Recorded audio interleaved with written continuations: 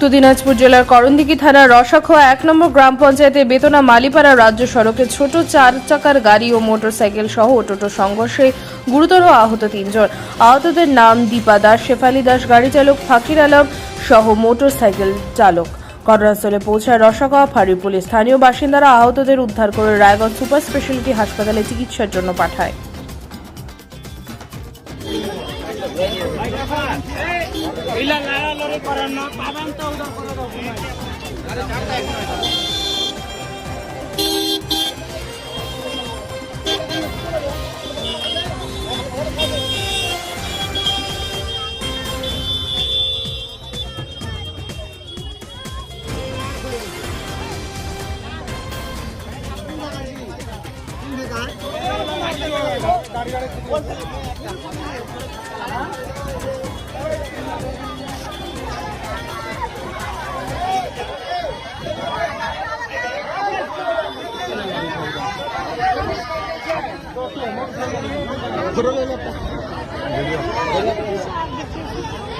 আমি ऊपर पड़ा दिन उधर ये घट का आवाज आ रहा है।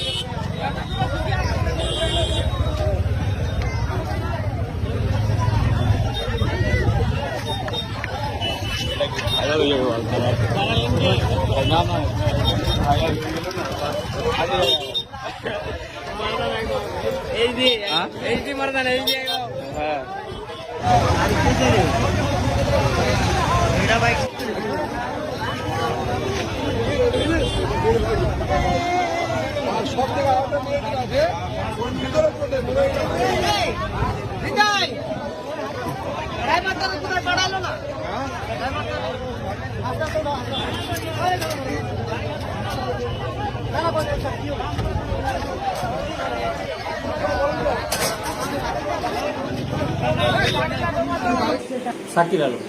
আমি আসছিলাম ওদিক দিয়ে ইসলামপুর সাইড দিয়ে রায়গঞ্জ যাচ্ছিলাম।